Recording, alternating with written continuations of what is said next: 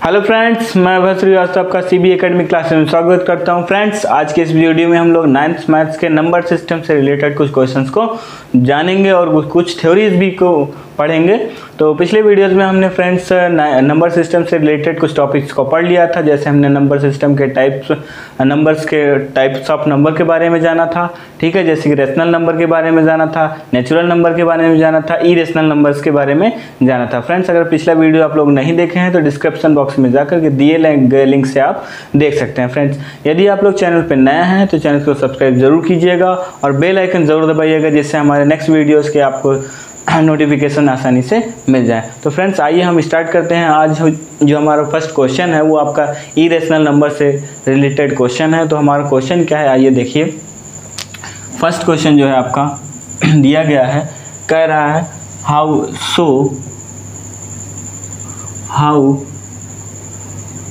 √5 can be represented on the number line.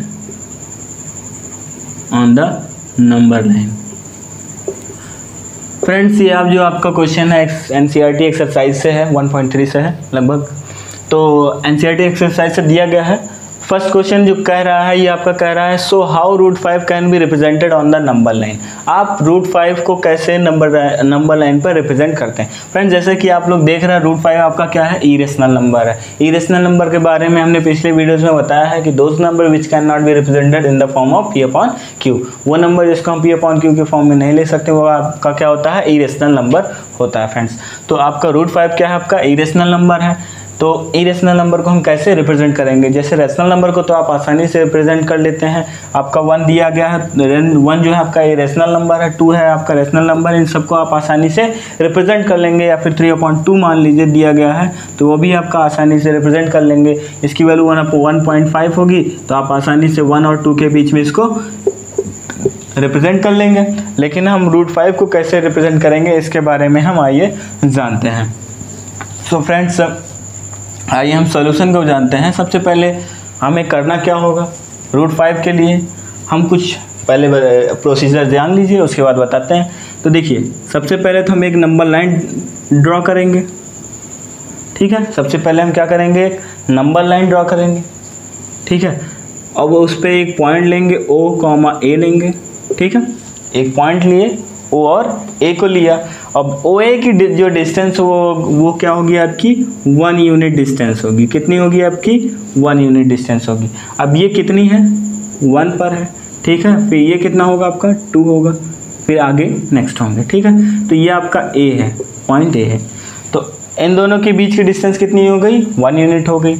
अब हम क्या करेंगे फ्रेंड्स, यही जानिए आप, कोई सा भी नंबर हो आपका, √2 हो, √3 हो, √5 हो, √7 हो, कोई सा भी नंबर होगा, आप सबसे पहले यही करेंगे कि आप एक लाइन OA ड्रॉ करेंगे 1 यूनिट का, ठीक है। उसके बाद हम क्या करेंगे कि OA किए, अब एक परपेंडिकुलर ड्रॉ करेंगे। क्या करेंगे आप, परपेंडिकुलर ड्रॉ करेंगे B, ठीक है। ये परपेंडिकुलर कितना हो गया, AB हो गया। किस पर परपेंडिकुलर है, OA पर परपेंडिकुलर है। इसकी भी लेंथ कितनी होगी, 1 यूनिट होगी।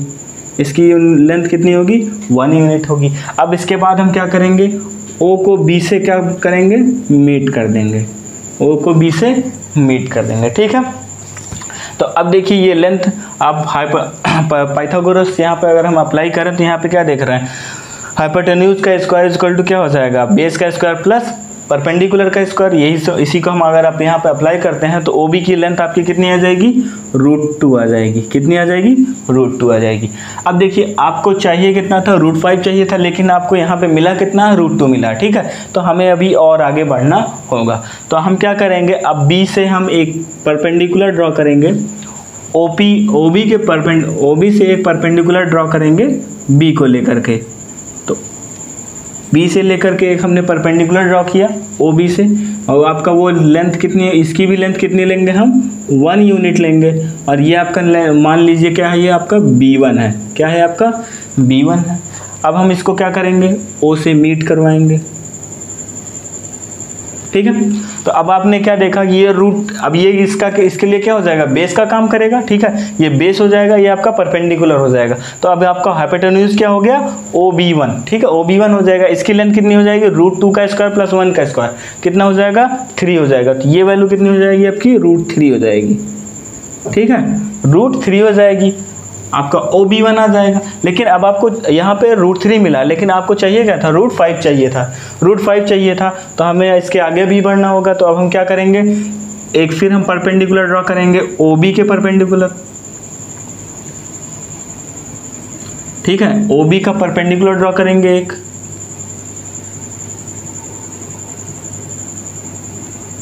ठीक, OB का परपेंडिकुलर ड्रॉ करेंगे 1 यूनिट लेंथ का, किसका, 1 यूनिट लेंथ का। अब ये B1 क्या हो जाएगा आपका, B2 में कन्वर्ट हो जाएगा, किस में कन्वर्ट हो जाएगा, B2 में कन्वर्ट हो जाएगा। अब हम क्या करेंगे, O को B2 से मीट कर देंगे, क्या करेंगे, O को B2 से मीट कर देंगे। तो अब देखिए ये आपका क्या हो जाएगा, बेस का वर्क करेगा, ये आपका परपेंडिकुलर। तो अब 1 का स्क्वायर प्लस √3 का स्क्वायर, ये कितना आ जाएगा आपका, √4 आ जाएगा, √4 मतलब 2 की वैल्यू 2 आ जाएगा, ठीक है। अब √4 मिल गया, मतलब हम एक स्टेप और बचा है √5 के लिए, है ना।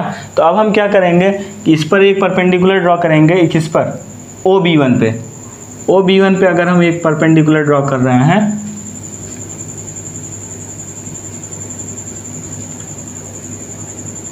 आप लोग थोड़ा सा स्केल से यूज़ कर सकते हैं, हम यहाँ पे आपको बता रहे हैं इस तरीके से करना है। यहाँ पे एक परपेंडिकुलर ड्रॉ करेंगे, अब हम किस पे, B3 लेंगे, ठीक है, B3 से एक परपेंडिकुलर ड्रॉ करेंगे। तो ये लेंथ भी कितनी हो जाएगी, 1 यूनिट हो जाएगी। अब हम B3 को क्या करेंगे, O से मीट कर देंगे, क्या करेंगे, B3 को O से मीट कर देंगे। अब देखिए √4 का स्क्वायर प्लस 1, तो कितना हो जाएगा आपका, √5 आपको क्या हो गया, मिल गया। अब आपको क्या करना है, √5 आपको मिल गया, ठीक है। तो ये वैल्यू आपकी √5 के लिए नहीं है। अब आप क्या करेंगे कि O को सेंटर मान करके, B को रेडियस, B3 को रेडियस मान करके आप एक ड्रॉ करेंगे, B3 को रेडियस मान करके एक आप आर्क ड्रॉ करेंगे। तो आप कुछ इस तरह ड्रॉ करेंगे, जब सेंटर हो जाएगा, ये आपका रेडियस हो जाएगा, तो कुछ इस तरीके से आपका ये आएगा, ठीक है। तो 2 पॉइंट समथिंग के पास ये जो आपका जहाँ पे आर्क बना, O को सेंटर मानते हुए, B3 को रेडियस मानते हुए आप एक आर्क ड्रॉ करेंगे। तो ये जो आपका लाइन होगा, ये पॉइंट जो होगा आपका क्या होगा, √5, ठीक है। तो हम यहाँ पे देखें कि √5 किस तरह रिप्रेजेंट करते हैं। अगर हम इसको लैंग्वेज में लिखना चाहें तो आइए लैंग्वेज में हम जानते हैं कैसे लिखेंगे। सबसे पहले आपने वर्क क्या किया, आपने एक नंबर लाइन ड्रॉ किया। सबसे पहले क्या करेंगे, take a number line, draw a number line, draw a number line,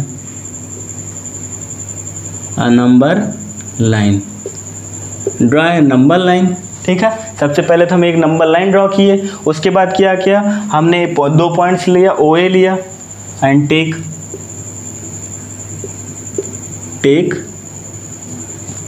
points O and A, such that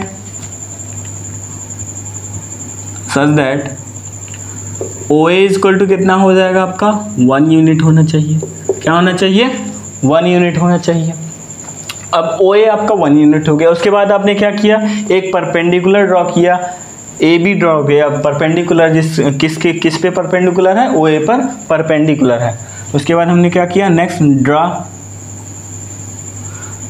BA perpendicular to OA, ठीक है। हमने क्या किया, एक BA परपेंडिकुलर ड्रॉ किया OA पर, ठीक है। सच दैट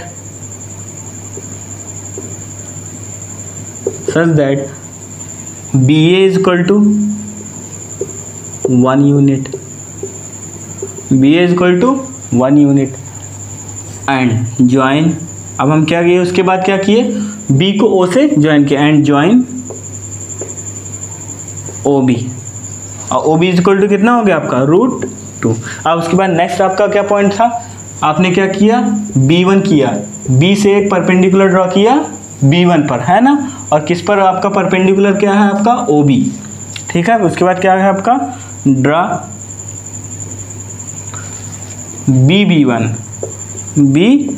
B1 आपने ड्रॉ किया किस पर परपेंडिकुलर है, ओ बी पर, परपेंडिकुलर टू ओ बी, ठीक है। Such that O B is equal to, यहाँ से आपका ओ बी की वैल्यू कितनी है, B B one, sorry B B one की वैल्यू कितनी है आपकी 1 यूनिट, बी बी वन आपका कितना है 1 यूनिट है, ठीक है।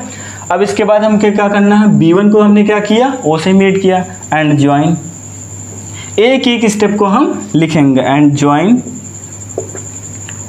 B O B one, join O B one, O B one की वैल्यू कितनी थी, इक्वल टू √3, ठीक। उसके बाद हमारा नेक्स्ट क्या पॉइंट था आपका, ड्रॉ, इसके बाद हमने क्या किया, draw B B one B two perpendicular to O B, draw B one B two perpendicular to O B one, O B one पर परपेंडिकुलर है ना B one B two, such that आपका B one B two कितनी value है, B one B two equal to आपका 1 unit. तो आप देख रहे हैं किस तरह हम एक एक स्टेप को, जितने स्टेप हम आगे बढ़े उसी स्टेप को हम लिखेंगे भी, ठीक है। अब इसको बी टू को हम क्या किए थे, ओ से ज्वाइन किए थे and join B O B two is equal to √4, ये कितना है आपका √4। और लास्ट आपने क्या यूज किया, draw B2 B3 perpendicular to OB2, ठीक है। उसके बाद आपने क्या किया, ड्रॉ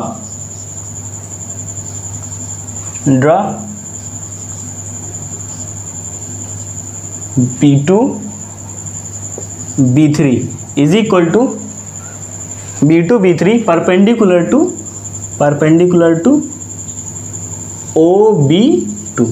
OB2 पर आपने क्या किया, परपेंडिकुलर ड्रॉ किया, such that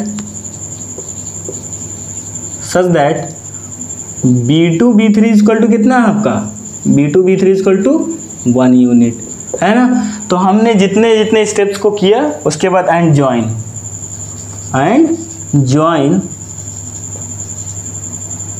OB3 equal to √5, ये इतने स्टेप आपने फॉलो किया। किसी भी नंबर, कोई भी आपका इरेशनल नंबर दे दिया जाए, √5 दे दिया जाए, √7 है, √8 है, √9 है, कोई सा भी नंबर है, तो आप क्या करेंगे, सबसे पहले आप एक नंबर लाइन लेंगे, उसके बाद फिर 2 पॉइंट्स लेंगे, OA लेंगे, ठीक है, OA लेंगे। OA के बाद हम क्या करेंगे, एक परपेंडिकुलर ड्रॉ करेंगे AB 1 यूनिट लेंथ का, सभी कितने लेंथ के होंगे, 1 यूनिट लेंथ के, सभी के सभी आपके कितने होने चाहिए, 1 यूनिट लेंथ के होने चाहिए। ये एक अच्छा सा प्रोसीजर है जिससे आप नंबर से किसी भी इरेशनल नंबर को आप नंबर लाइन पर रिप्रेजेंट कर सकते हैं, ठीक है। तो इतने हमने पॉइंट्स को यूज किया। सबसे पहले हमने ड्रॉ किया क्या, draw number line and take point OA, ठीक है, such that OA equal to 1 unit. उसके बाद हमने क्या किया, draw BA perpendicular to OA, draw BA perpendicular to OA, ठीक है। उसके बाद क्या किया, such that BA equal to, BA की वैल्यू कितनी थी 1 यूनिट, एंड ज्वाइन OB को हमने क्या किया, ज्वाइन कर लिया। उसके बाद फिर हमने क्या किया, नेक्स्ट ड्रॉ B1, हमने क्या किया, B1 ड्रॉ किया, B1 ड्रॉ किया जो कि कितना है 1 यूनिट लेंथ का है, 1 यूनिट लेंथ का, सच दैट। अब उसके बाद हमने क्या किया, B1 को O से मीट किया। अब उसके बाद हमने नेक्स्ट क्या किया, B1 के बाद भी हमें जब √5 नहीं मिला तो हम क्या किए, B1 B2 ज्वाइन किए। B1 B2 परपेंडिकुलर किस पर परपेंडिकुलर है, आपके OB1 पर, such that B1 B2 equal to 1 unit हो जाएगा। उसके बाद एंड ज्वाइन OB2 को हमने क्या किया, ज्वाइन किया, √4 मिल गया। इसी तरह हमने नेक्स्ट स्टेप को फॉलो किया तो आपका √5 मिल गया, √5 मिला। अब हम इसके बाद क्या करेंगे, नेक्स्ट स्टेप आपका क्या था, एक सेंटर मानते हुए आप क्या करेंगे, रेडियस लेकर के OB3 को रेडियस मान करके आप एक आर्क ज्वाइन करेंगे। इससे भी हमें लिखना चाहिए।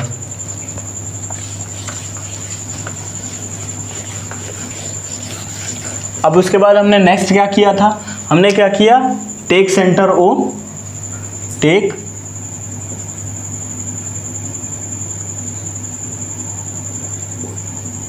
Point O as center and OB3 3 as radius, draw an arc, draw an arc, and we get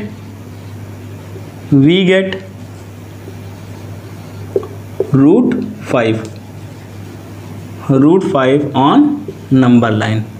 तो हमने इस तरह हमने एक आर्क ड्रॉ किया जिससे हमने क्या किया, रूट 5 एक नंबर लाइन पर पाए। तो इस तरीके से हम किसी भी इरेशनल नंबर को हम रिप्रेजेंट कर सकते हैं नंबर लाइन पर। तो फ्रेंड्स आपने इसका प्रोसीजर समझ लिया होगा। तो अब हम नेक्स्ट आपका जो पॉइंट है हम उसको बताने जा रहे हैं आपका डेसिमल के बारे में। दो डेसिमल के बारे में जानेंगे। डेसिमल आपके दो टाइप के हो डेसिमल नंबर भी पाए जाते हैं, ठीक है। डेसिमल नंबर आपके दो टाइप के कौन कौन से हैं, एक होता है आपका टर्मिनेटिंग डेसिमल नंबर होता है और दूसरा होता है नॉन टर्मिनेटिंग डेसिमल नंबर, जो कि आप पिछले क्लासेज में पढ़ के भी आए होंगे। तो टर्मिनेटिंग डेसिमल नंबर और नॉन टर्मिनेटिंग डेसिमल नंबर क्या होता है, ठीक है। टर्मिनेटिंग डेसिमल नंबर क्या होते हैं कि वो नंबर जो कि आपको रिमाइंडर आपके जीरो हो, ठीक है। रिमाइंडर आपका अगर आपका जीरो हो जा रहा है तो आपका क्या होगा, टर्मिनेटिंग होगा, और अगर आपका रिमाइंडर जीरो नहीं हो रहा तो आपका क्या होगा, नॉन टर्मिनेटिंग डेसिमल नंबर होगा, ठीक है। तो आइए हम इसको जानते हैं टर्मिनेटिंग और नॉन टर्मिनेटिंग डेसिमल नंबर के बारे में। लिख लें हम। सो फ्रेंड्स अब हम स्टार्ट करते हैं टर्मिनेटिंग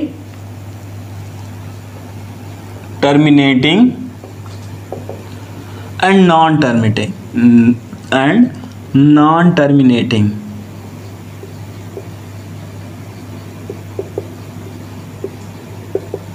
डेसिमल नंबर, ठीक है। नंबर्स को लिख दे रहे हैं डेसिमल नंबर्स। तो अगर हम इसकी डेफिनेशन जानना चाहें तो those number which gives remainder as zero on dividing by its denominator called terminating decimal number, and otherwise हम क्या कहेंगे, वो क्या होगा आपका नॉन टर्मिनेटिंग होगा। तो हम अगर लिखना चाहें तो दोज नंबर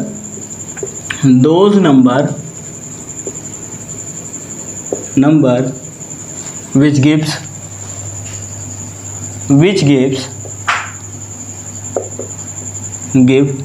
जीरो, क्या होगा अगर आपका zero as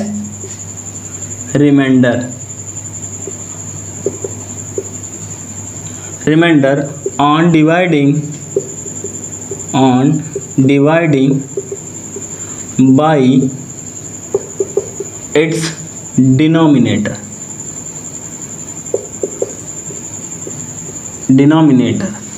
called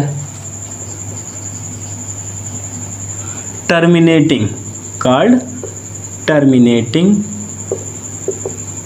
decimal number।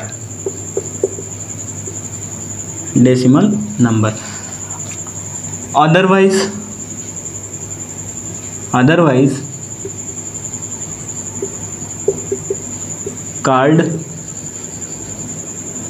क्या होंगे आपके, otherwise non terminating.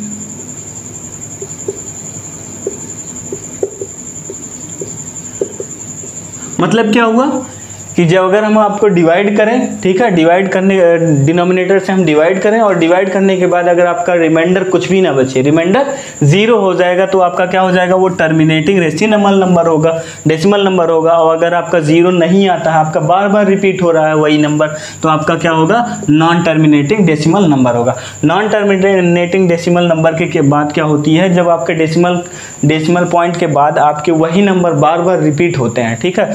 For example के लिए जैसे अगर हम लेते हैं कि 10/3 लीजिए, तो इसको अगर हम डिवाइड करते हैं, अगर हम इसको डिवाइड करेंगे 3 3 जा 9, फिर 1 बचेगा तो 3.3333 ऐसे आपके क्या हो जाएंगे, बढ़ते जाएंगे। तो हम इसको एक सिंपल से किस पे रिप्रेजेंट कर देते हैं, 3.3 बार का मतलब क्या होता है कि वही डिजिट क्या होगी, बार बार रिपीट होगी। जिस नंबर के ऊपर आपके बार लगा होता है वही नंबर आपका क्या होता है, बार बार रिपीट होता है। ऐसे डेसिमल नंबर्स को हम क्या कहते हैं, नॉन टर्मिनेटिंग डेसिमल नंबर। इस नंबर को हम क्या कहेंगे, नॉन टर्मिनेटिंग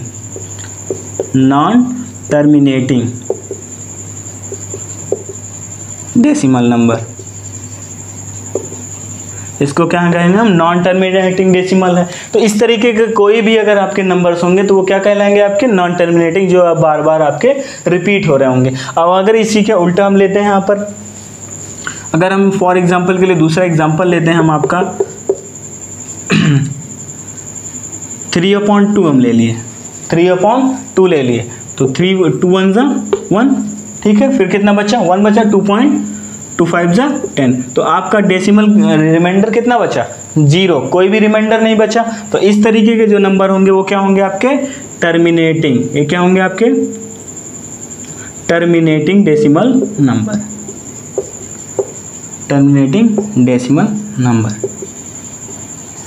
तो फ्रेंड्स, आज आपने जाना कि इरेशनल नंबर को हम कैसे रिप्रेजेंट करते हैं, टर्मिनेटिंग डेसिमल नंबर के बारे में और नॉन टर्मिनेटिंग डेसिमल नंबर्स के बारे में जाना। तो फ्रेंड्स, अगले वीडियो में जो है हम नंबर सिस्टम के और भी टॉपिक्स को जो डिस्कस करेंगे। तो आज के वीडियोज़ के लिए आपका thank you for watching this.